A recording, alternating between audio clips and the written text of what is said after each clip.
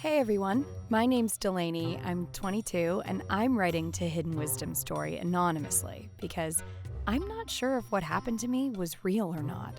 I hear strange stories all the time, but I never thought I would have a human-to-animal transformation and discover that I had dragon's blood flowing through my veins. I have always been known to have a temper. Ever since I was a kid, I would blow up at the wrong person for the wrong reason, like I did with my boyfriend, Levi. Our relationship was off again, on again, but a year ago we got serious and moved in together. But when I was single, I made a friend who encouraged me to move on. Shabina was like the coolest girl ever. She worked at the bar across from my office, and she was such a free spirit that it felt good to be around her. Nothing but good times, she used to say. We were super close for a few months. We did everything together. We worked out together and binge-watched our favorite shows together. I was starting to think maybe she was right about Levi. But one night, out of the blue, I got a text from him. We ended up on the phone, and he said that he missed me. I felt torn. Part of me was elated to hear from him. But the other part of me felt like I would be taking a step backwards if I started seeing him again. But Levi was relentless, and I agreed to have lunch with him to catch up. Once I saw him, I was done for. He looked great, and he said all the things that I wanted to hear. We couldn't seem to peel ourselves away from each other. We decided to go for the gold and get married. We moved in together, picked out a ring, and decided to take a long engagement. Meanwhile, I almost never saw Shabina. I went to the bar to say hi one day, but the place was out of business. I called Shabina and found out that she was drowning in debt. She lost her job and has had a devil of a time finding a new one. And now she was going to be kicked out. I told her that she could stay with me. She gathered a few things and moved in. But Levi was acting kind of strange when they met. In fact, they both were. They seemed to have warmed up to each other by dinner, and I thought they were almost too friendly. I didn't think about the possibility that Shabina might steal Levi from me. She was gorgeous and super fun, of course. I guess it was worrying me. And that was about the time my animal transformation began. I was brushing my teeth and something sharp cut my finger. I thought I chipped my tooth and planned to go to the dentist, but things were so busy now that Shabina was in the house. I felt like I needed to keep my eye on her around Levi, and I knew I was right when I found the picture. I was cleaning under the guest bed, and I found a picture of Shabina and Levi together, kissing. They had betrayed me. I felt it first in the gut. Then my head put the pieces together, but it wasn't long before anger took over. I was breathing heavily. Everything grew hot in my face. Suddenly, a burst of flames shot from my nostrils and burned half the photograph and caught the bed on fire. I had to stop it, so I ran to the kitchen to get the fire extinguisher. By the time I killed the fire, the alarm was going off and smoke was pouring out of the place. I was in a daze, and I felt sick. I couldn't stop scratching myself. I didn't remember how angry I was until Shabina found me waiting outside. She was asking me what happened, and I couldn't even speak to her, so I just handed her the half-burnt photograph and left. I went back into the house where I ran into Levi. When he saw me packing my stuff, he knew. I found a hotel room to stay at, and I wanted to disappear. I blocked both Shabina and Levi on my phone and just wanted to be alone. I thought I was going crazy. My skin was so scaly and my gums were sore. I looked inside my mouth and I saw that I was growing a long-toothed fang. I thought I had a temperature. Maybe I was sick and hallucinating things. There was a deli that made the best chicken noodle soup, but there was a long line. I waited for what seemed like forever, and just before I was going to order, a woman cut in front of me and got the last cup of soup.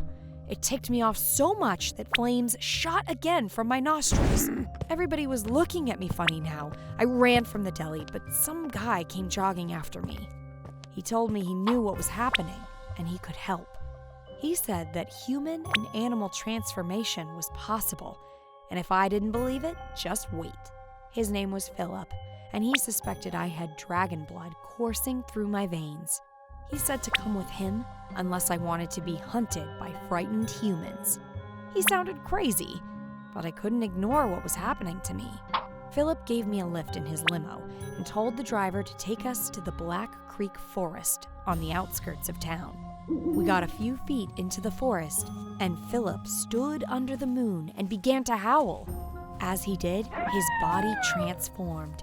He sprouted hair, and his hands morphed into paws. Soon, I was staring at the most majestic wolf I had ever seen. I was surprised again when he spoke, his voice now a low growl, and he told me that the wolf was his preferred form. "Am I really a dragon inside?" I asked, and he said I was going to be the most beautiful dragon of all. He led me through the forest to a strange clearing that resembled the Stonehenge. There, below the largest monolith, steps of stone led down into the darkness. Before he disappeared underground, I stopped Philip. I was confused and frightened. "Why is this happening to me?" I asked. And he said that I had been chosen. It was predestined. He went on to explain that although rare, shapeshifters have been around as long as humans have. Many were chased out of villages and civilization, unable to control their primal urges. I followed him down the tunnels that snaked underground. "Tonight," he said, "you'll be welcomed by your empire of shapeshifters." "Empire?" I asked. He explained that there was only one who was prophesied to carry dragon's blood. There were wolves and beast boys. There were flocks of Batgirls and armies of Aquamen swimming in the slimy pools littered in the caves. Everything underground seemed mystic, much older than mankind's buildings above. And soon I noticed animals singing. There was a collective chant, and their primal choir seemed to get me charged up. By the time I was in the center, the animals all began to bow, and their songs turned to hushed whispers. Philip told me it was time for my animal transformation, and he crowned me their queen. Just then, my veins seemed to pump rocket fuel, and my hands turned to claws. A giant tail sprung forth as scales grew out of my skin. I grew almost 20 feet, and I loomed over most of the other beasts. "All hail the Dragon Queen," I heard. I had to admit it was a thrill, but I was scared and didn't know what to do with my new transformed dragon body. The other beasts tended to my every need. They brought me food and built me a nest for sleeping. I enjoyed myself, but I missed mankind. I asked when I could transform myself back to human form. He said never, and when he refused my request, my face grew warm and I felt the fire tingling in my throat. I was incredibly testy, and nobody could please me. At one point, I noticed that the wolves had a larger sleeping area than I did, and it just set me off. My fury grew and my face turned to a boil. Soon, I shot out the biggest blast of fire from my mouth, and I burned my claws and caught my own bed on fire. I confronted Philip about why a wolf has a larger bed than the queen dragons, and he told me that the wolves' sleeping quarters were larger, but over a dozen wolves shared the space. Proportionally, my sleeping quarters were much larger. That night, laying on the hard, wet floor, I thought about life as a dragon. I didn't want to burn myself every time I got angry, and I knew I had to control my temper. But then, my reality flipped again. I woke up back in my house, just before fire first blew out of my snout. I didn't have scaly skin, and my fangs were gone. I was standing by the guest bed with that photograph of Levi and Shabina in my hands, ripped into pieces, not burnt. My face was warm, but no flames, and Levi was there, and Shabina. As soon as I saw them, I started yelling and accusing them both of betraying me. I said they were cheating on me behind my back. I threw the pieces of the photo at them. "Please, let us explain," Levi said. I didn't want to, but I was worried I might snort fire, so I made myself calm down. "That's not Levi. Look closely," Shabina said. And then Levi piped up. "She used to date my brother. That's how we knew each other." Apparently, Shabina had broken his brother's heart, and Levi wasn't very nice to her the last time he saw her. But they decided to get along for my sake, and now they've forgiven each other. My head was spinning, and everything seemed to calm down. The days turned to weeks and into months, and still no sign of shapeshifting appeared in my life.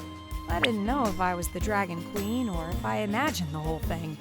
It can be easy to assume the worst, but if my transformation into a dragon taught me anything, it taught me that envy shoots at others and injures itself. Patience goes a long way, guys, so take your time out there. Do you think I imagined my human to animal transformation? Or is my dragon blood real?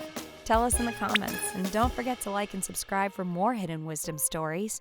Remember, when you share our stories, you're sharing wisdom.